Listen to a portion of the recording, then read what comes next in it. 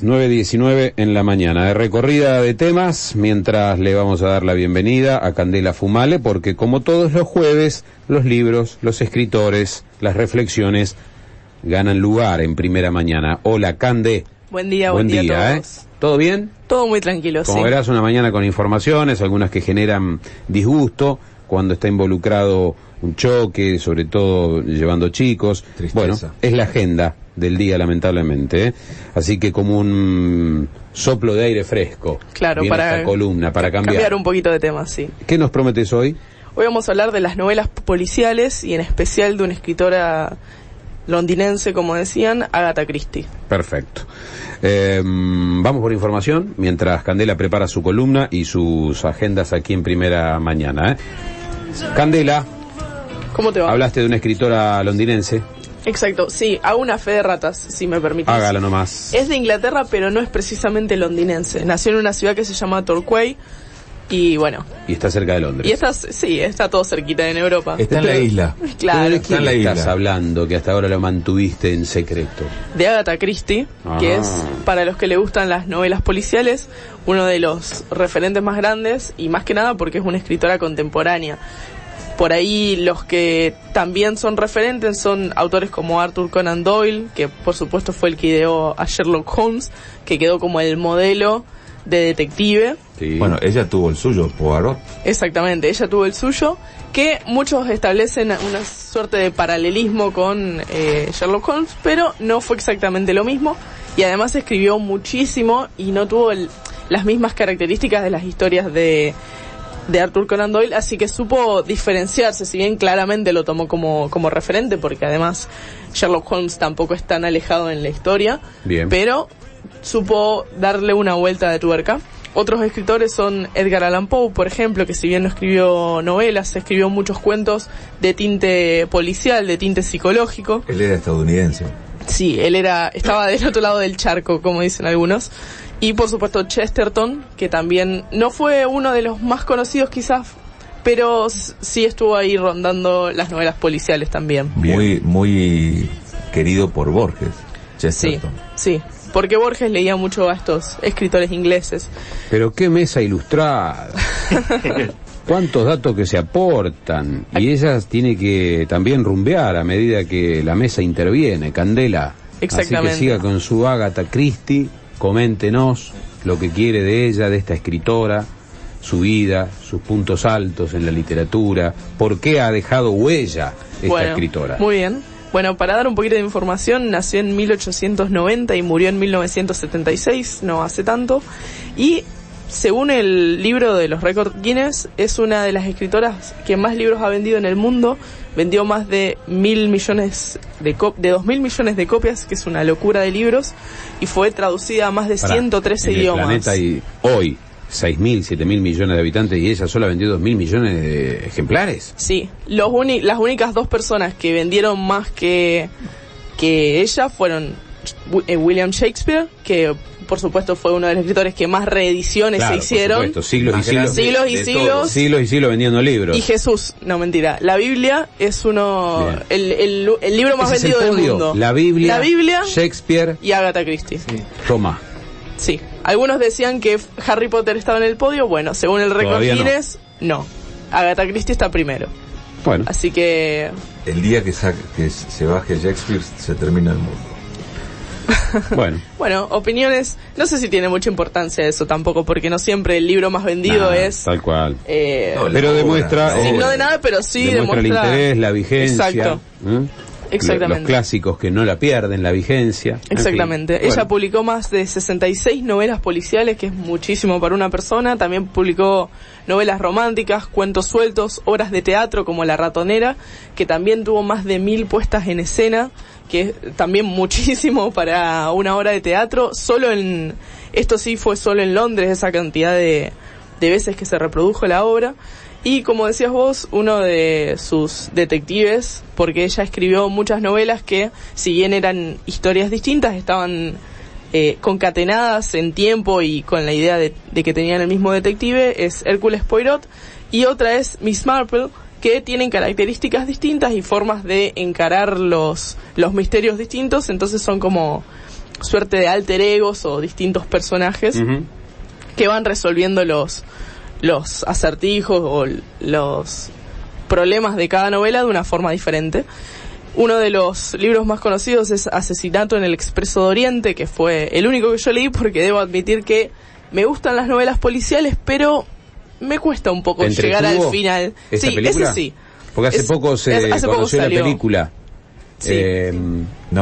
Protagonizado por este actor. Sí, Asesinato en el Expreso de Oriente. Sí, pero Johnny Depp.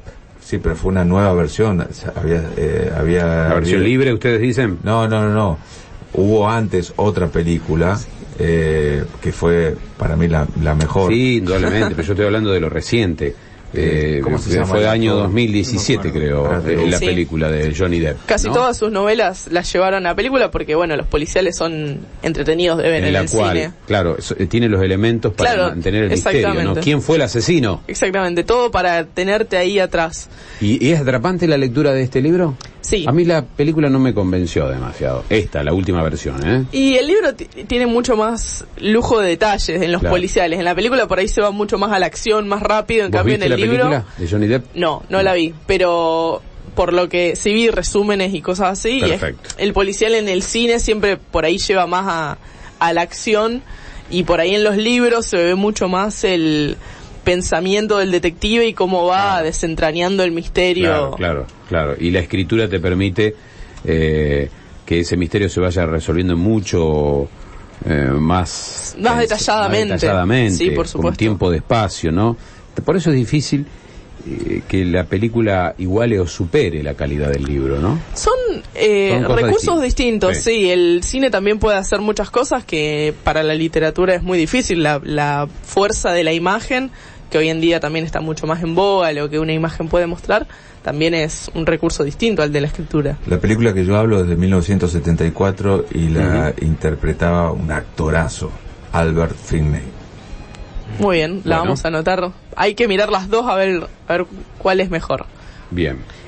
Y una de las cosas para comentar sobre su vida es que, bueno, su apellido real no es Christie, es Miller, pero como se casó con Don Christie, en ese momento le quedó ese apellido y se volvió famosa por ese apellido, pero ella después se divorció de ese hombre y se casó con otro que era arqueólogo y viajaba mucho por Asia, por Europa, y estuvo largas temporadas viviendo en Irak, en Siria, y todo ese paisaje oriental le dio muchos recursos después para escribir, porque en muchas novelas se ve esto de estar en otro país y esta cultura. Bueno, el Asesinato en el Expreso Oriente justamente lo dice en el mismo título. Un tren que atraviesa toda Europa y termina en Oriente. Exactamente. Termina en Turquía. En realidad Turquía, Estambul es una ciudad que tiene la particularidad que está dividida por un río. De un lado es Europa y del otro lado es Oriente. Exactamente. Asia. Perfecto. Bueno, Agatha Christie con su sello indeleble en Asesinato en el Expreso de Oriente. Exactamente. Y una de las cosas que quizás la distinguió de otros escritores es que ella fue enfermera, y como fue enfermera sabía muchísimo justamente de medicinas, venenos, fue enfermera en la Primera Guerra Mundial, entonces vio muy de cerca muchas cosas que después volcó en sus libros con toda la fuerza de quien ha vivido lo que cuenta, ¿no? Muy bien. Súper recomendado entonces la lectura, si alguien se quiere entretener y mantener en vilo con estas novelas policiales y de misterio. Agatha Christie es la lectura como lo han hecho 4.000 millones de personas comprando sus libros. Candela, además son libros breves, no son muy largos. Y algunos son más largos. Asesinato en el Expreso Oriente es bastante cortito. Mi versión tendrá 100 páginas. Como tiene tantas novelas, recomiendo por ahí leer un poquito de qué se trata cada una antes de mandarse a leer, porque quizás justo agarrás una que no te interesa tanto. Perfecto. Pero justamente hay variedad. ¿Permite usted la intervención de los oyentes en su columna? Por supuesto, invitadísima. Vamos entonces, Marina. Hola, buen día. Felicitaciones a Candela por la breve reseña de Agatha Christie. Soy un oyente acérrimo de ustedes y tienen un popurrí de músicas, historias, novedades actuales que hacen que en la 101.3 sea el orgullo rosarino. Nos dice Alejandro. ¡Wow! No nos esperábamos eso, ¿no? Bien, gracias, vamos, Alejandro, con esas medialunas que va a enviar a la radio para celebrar el orgullo de la radiofonía rosarina. linda. Qué lindo, Alejandro, gracias. Otra más. He leído la colección completa de Agatha Christie y nunca pude descubrir al asesino. Wow. Eso es. Suspenso. ¿Cómo se puede vivir con eso? Por eso estamos hablando de ella. Exactamente, el halago más grande que le pueden hacer a un escritor de misterio, me parece, ¿no? 9 de la mañana, 40 minutos, Agatha Christie en la escena bajo la lupa de Candela Fumale, que cierra su intervención en Primera Mañana.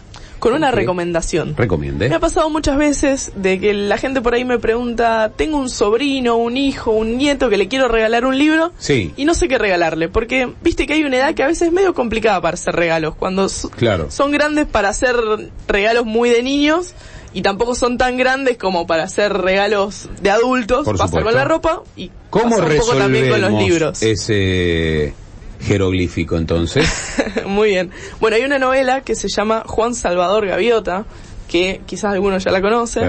Un clásico de los años 70. Bueno. Richard Bach. No había joven, estudiante universitario, secundario, que no tuviera en su mochila, entre sus cosas, ese libro. Exactamente, pero a veces es tan clásico que uno se olvida de que existe y está bueno volver a releerlo, y es un libro tan cortito que uno lo puede leer muchas veces y es algo lindo para regalarle a un chico porque habla de cosas trascendentales de la vida, como la simpleza, como el saber también diferenciarse del grupo, porque Juan Salvador Gaviota es una gaviota que tenía interés en volar y no tanto en comer, digamos, tenía un interés que iba más allá de lo puramente necesario para vivir, y por eso también la comunidad de gaviotas lo deja fuera, porque es el bicho raro, el bicho que quiere hacer algo distinto, y él sin embargo persiste con eso.